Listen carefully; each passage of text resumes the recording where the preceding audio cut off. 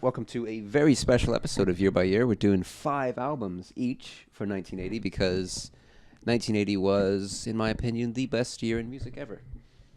Despite the fact that John Lennon got shot. So I went first last time. Your turn, I think.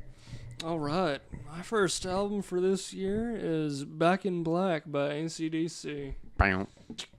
Is the first Brian Johnson album, so yeah. Not a bad start for him, though. Yeah. It's a pretty good album with Shoot to Thrill, Back in Black, the title track.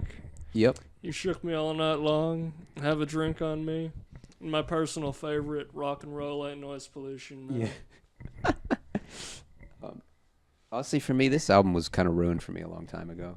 Just way overplayed. Exactly. Especially Back in Black and Hell's Bells. I cannot listen to those two songs anymore.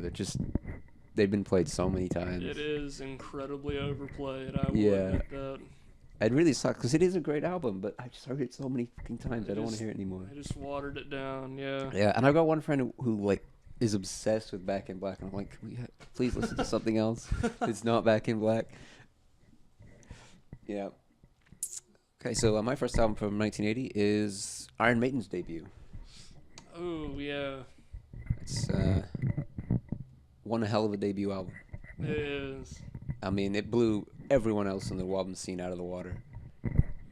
Like, no one else could compete with Iron Maiden in the early 80s.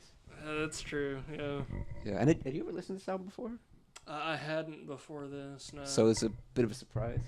It was. I honestly expected it to be a little bit heavier, but it's still a really good album. Oh, no, Iron Maiden are melodic as hell. Yeah. I mean, it seems kind of strange that they're even considered a metal band, because they don't fit into metal at all. They're not metal in any way. Yeah, kind of doing their own thing. They're just like super heavy melodic prog thing. Yeah. They're one of those bands which defies genres. Yeah. We don't fit into anything. All right, what's your next one? My next one is Blizzard of Oz by Ozzy Osbourne. Yep. First solo album there. Another killer debut. Oh, yeah. It's got the iconic Crazy Train. Yep. It's also got Mr. Crowley. I don't know. It's actually a song, not just me. Yeah. Not knowing as usual. But, yeah, man.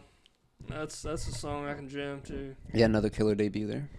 Yeah, definitely. Well, Black Sabbath gets Dio.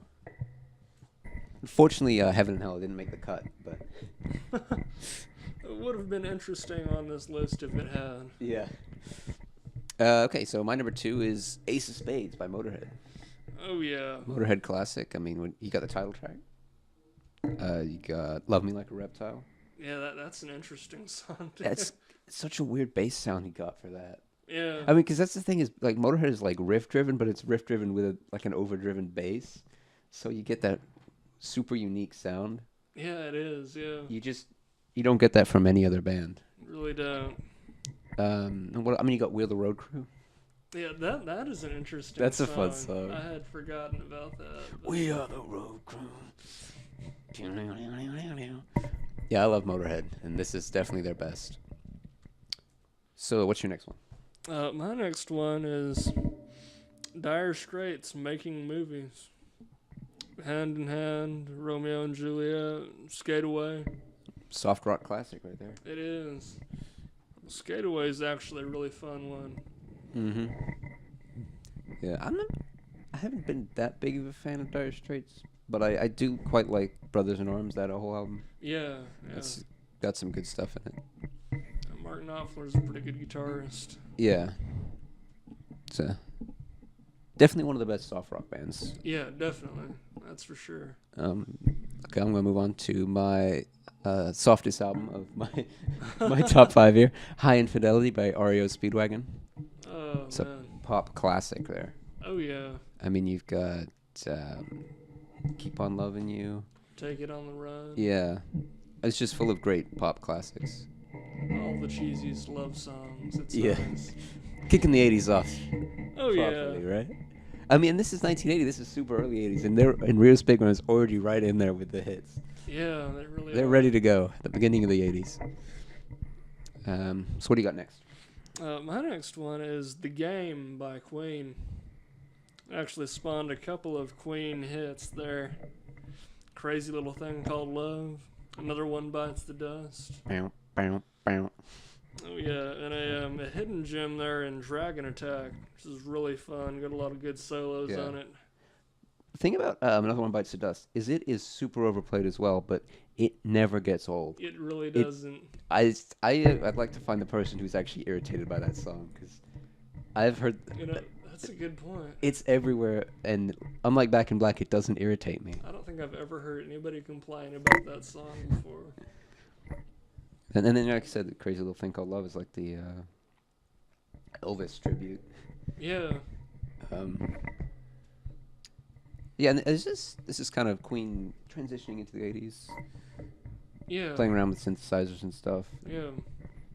I know, because, I mean, they really didn't want to do Another One Bites the Dust, because it was... Like, we don't want to do a disco song. Yeah. It's Queen. We're a rock band. We can't do disco. Oh, man. I think it's Freddie Mercury pushing on him there, man. Yeah. Yeah, and he sings the crap out of that song. Oh, yeah, he does. Because he really was rooting for it, so he put his all into it. I mean, that's just Freddie Mercury, though. He does that for anything. Or did that for anything, at least. Yeah. I guess I'll move on to my next album, which is Permanent Waves by Rush. Kind of overshadowed by the albums near it a little bit. But, I mean, it's still got a lot of classics on it. I mean, Spirit of Radio. Yeah. Free Will. Entre Nous. Yeah, that's an interesting one. Yeah, it's a great album, and it kind of transitions them from their rock into their new wave. Yeah, it does. Just subtly. And then a lot of the rock fans kind of step out of Rush at this point. Interesting like, bit of, yeah. I don't want to listen. This is just weird. Interesting bit of almost reggae on Spirit of Radio. Oh, yeah. I mean, Spirit of the Radio is all over the place. Yeah, that's true. It's a real weird-ass song. But yeah, still a classic Rush album. Yeah, definitely. What's your next one? My next one is Zenyatta Mondatta by The Police. It's an interesting one. A lot of concepts there. Getting that out of Sting. Don't Stand So Close to Me. It's an interesting listen. A lot of Police songs are very disturbing when you read the lyrics. They really are. But they're so catchy. It's got a cool sound to it, too. Don't stand so close to me. Oh, man. It's interesting. I don't think the Police are remembered as a ska band, but they really are the most popular ska band. Yeah, they really are.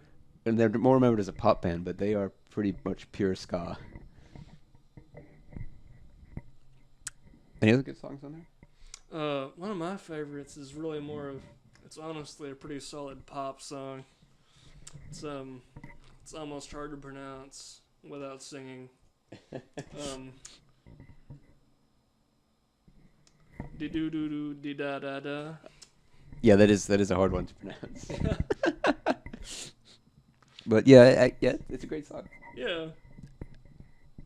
I feel like for me, the Police are more of a singles band than a album band. Yeah.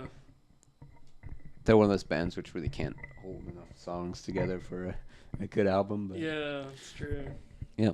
So my last one is British Steel by Judas Priest, which is what should be the classic Priest album, not Screaming for Vengeance. Because it was the first classic album, maybe not as popular as Screaming for Vengeance was, but I mean, you've got, Breaking the Law? Come on. Living After Midnight? Living After Midnight is one of my personal favorites, I gotta say. United, carrying on from Take on the World in the last album. Yeah. I mean, Grinder, Metal Gods, great marching song, Metal Gods. Just this is really where you hear Judas Priest coming into their chugging and making that into a popular sound that He's kind of lays the basis for Nawabum, really. Just realizing there's not many Nawabum bands that actually made it, and Nawabum is kind of what made 1980 the greatest year in metal. Yeah. Because you've got like Sabbath, you've got Saxon making stuff, you got like weird stuff like Angel Witch. Yeah, it was a great year. So what's your next one? I think that's it. Was it? Yeah. All right. And since there's 5 each, we're just going to go the top 10 this week, so nobody gets left off. Yeah, I'll join you again for 1981 next week. See you then.